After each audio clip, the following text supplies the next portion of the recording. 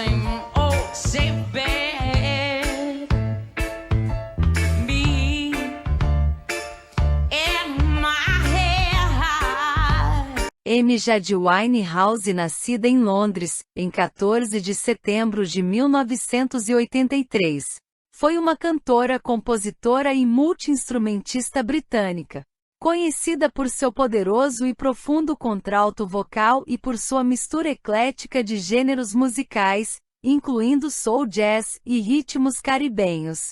Oriunda de uma família com forte tradição musical ligada ao jazz, Winehouse ingressou na carreira artística ainda na adolescência, apresentando-se em pequenos clubes do gênero em Londres.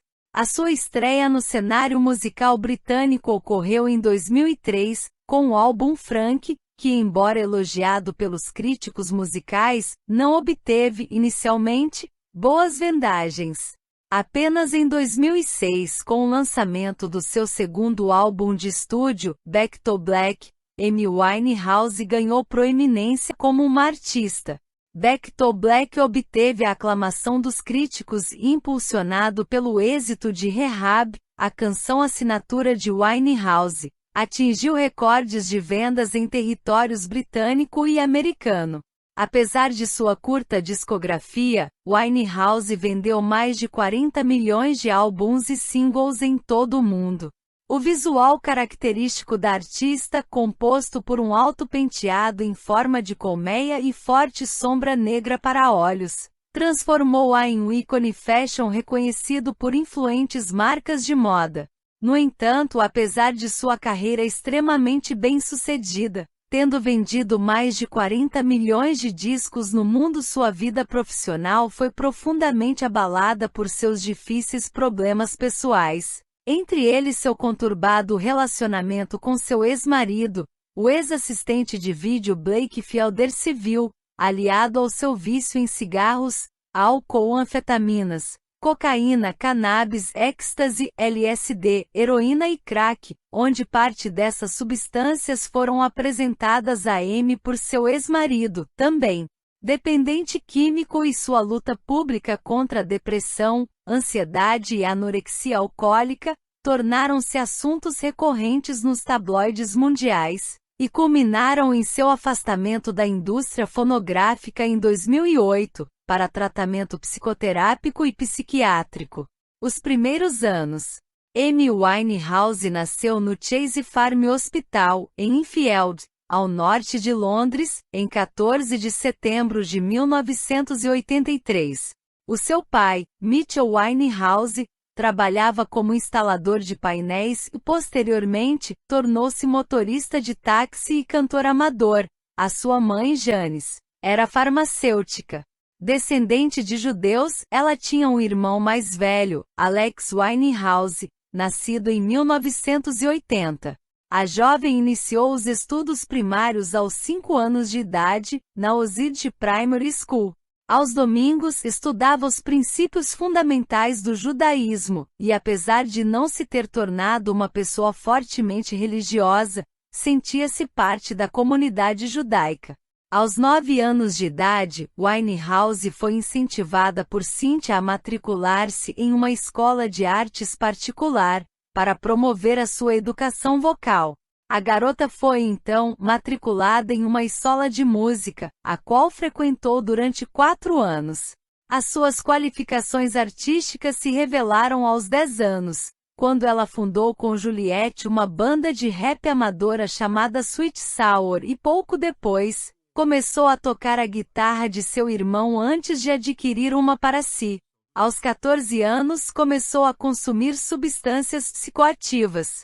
Aos 15 anos compôs as suas primeiras canções e começou a se apresentar em pequenos clubes de jazz em Londres.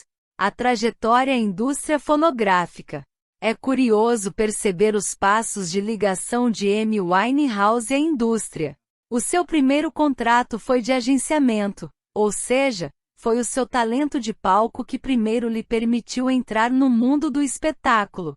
A Brilliant levou-a depois a assinar um contrato de publishing com a EMI, levando assim a que a sua segunda ligação à indústria acontecesse como compositora.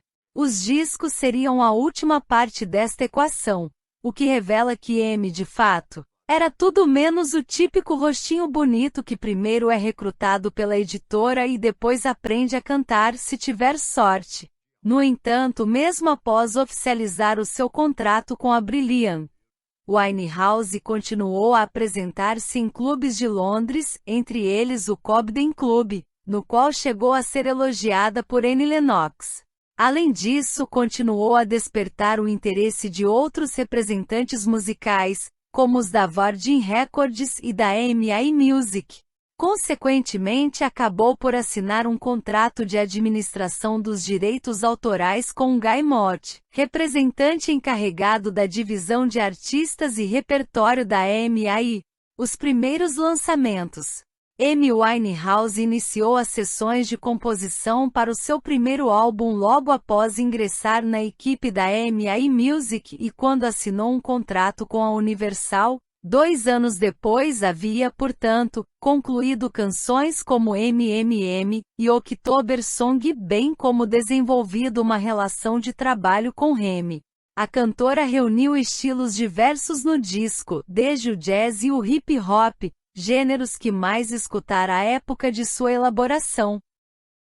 Amy Winehouse recebeu as suas primeiras indicações ao Brit Awards nas categorias Melhor Artista Feminina Britânica e Melhor Ato de Música Urbana, e conquistou o seu primeiro troféu no Ivor Novello Awards, na categoria Melhor Canção Contemporânea, por Stronger Demi Decadência no auge.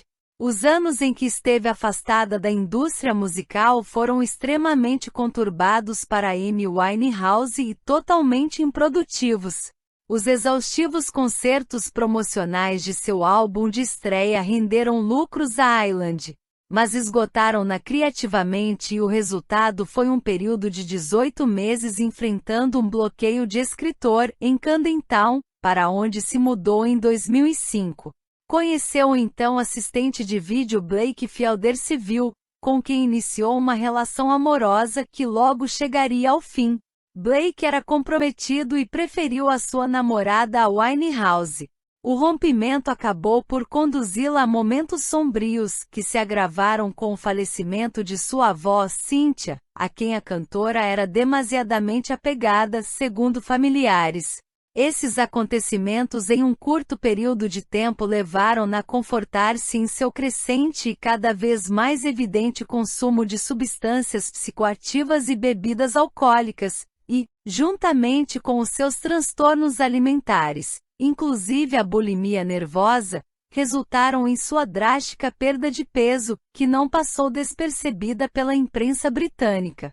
Com o comportamento autodestrutivo da cantora a intensificar-se, Nick Shymansky, seu empresário musical e amigo, e Nick Godwin tentaram convencê-la a internar-se em uma clínica de reabilitação. Embora tenha, inicialmente, concordado em ir à clínica, Winehouse recusou o internamento. Em meio a essa turbulência pessoal, Amy Winehouse começou a trabalhar em seu segundo álbum de estúdio. O rompimento com Blake e os dias que passou entregue aos vícios foram as inspirações para as faixas de seu novo disco.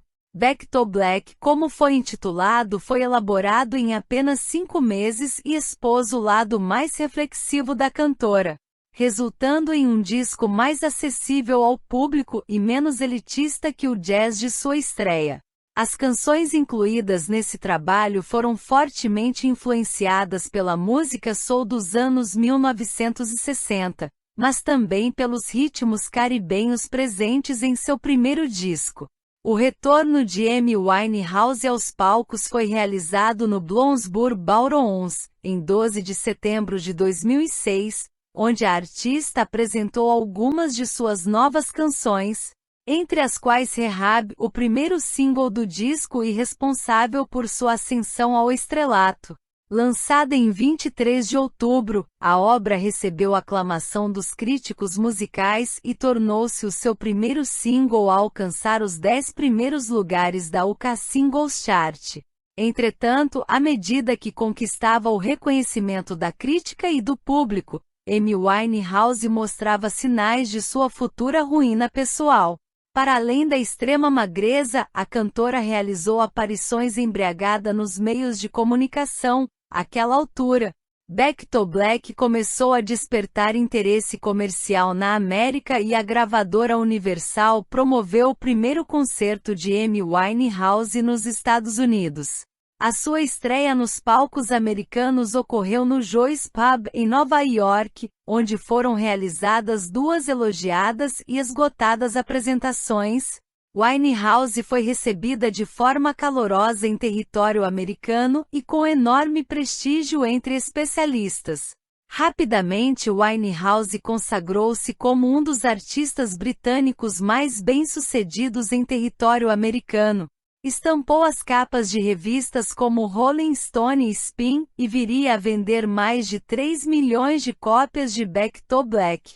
Por conseguinte, a cantora constantemente aparecerá embriagada em concertos e internou-se repetidas vezes em centros de reabilitação. E a sua gravadora não teve outra alternativa senão cancelar diversas apresentações, tanto no Reino Unido quanto na América. Entretanto, a saúde de Amy Winehouse a essa altura estava bastante debilitada, devido ao seu abuso de substâncias psicoativas e nicotina. A cantora foi diagnosticada com o estágio inicial de enfisema pulmonar e foi alertada pelos especialistas: se voltares a drogar-te, não irás somente arruinar a tua voz, mas também perderás a vida. Em razão disso, a artista encerrou o agendamento de novos shows de sua turnê e viajou a Santa Lúcia, no Caribe, onde iniciou o tratamento. Lá, ela ficou cerca de 8 meses. Após um longo período longe dos holofotes, Amy Winehouse retornou aos tabloides em agosto de 2009 devido ao seu divórcio com Blake, oficializado no dia 28, em razão de acusações de adultério. Morte da artista. Por volta das 15 horas e 54 minutos de 23 de julho de 2011, 2 ambulâncias foram chamadas à casa de número 30 da Camden Square, localizada no bairro de Camden Town, em Londres, devido a um telefonema à polícia britânica para atender uma mulher desfalecida. Pouco tempo depois, as autoridades metropolitanas confirmaram a morte de Amy Winehouse à imprensa. Andrew Maurice, o segurança que a encontrou, informou às autoridades que desde que voltou à residência, 3 dias antes do ocorrido, a jovem consumiu bebidas alcoólicas moderadamente após um período de abstinência que mantivera desde o início do mês. Christina Rometty, sua médica há 4 anos, visitou-a por volta das 19 horas e medicou-a para suportar a ansiedade causada pela abstinência. Embora tenha percebido que a cantora havia ingerido bebidas alcoólicas, Rometty revelou que ela estava sóbria. Por volta das 2 horas da madrugada, Amy foi repousar, segundo Andrew. Às 10 horas da manhã do dia seguinte, ele encontrou-a deitada em sua cama e teria realizado tentativas mal-sucedidas de acordá-la. No entanto, tal situação não lhe causou estranheza, visto que lhe era habitual acordar tarde. Ao retornar ao quarto, horas depois, ele avistou-a ainda deitada e na mesma posição de antes. Após examiná-la, percebeu que a cantora não mais estava respirando e logo contatou os serviços de emergência. A cantora foi declarada morta no local, apenas em 26 de outubro do mesmo ano. Os relatórios finais puderam indicar que a causa da morte foi acidental e decorreu de um consumo abusivo de álcool após um período de abstinência. Suzanne Grenavay, médica legista, afirmou em laudo que a quantidade de álcool encontrado no sangue da artista combinado à deteriorada condição física da cantora, culminou em uma parada respiratória. Amy nos deixou em julho de 2011, aos 27 anos. Essa foi mais uma artista promissora que morreu devido ao uso de álcool e drogas. Aproveite e inscreva-se no canal, deixe seu like, faça seu comentário.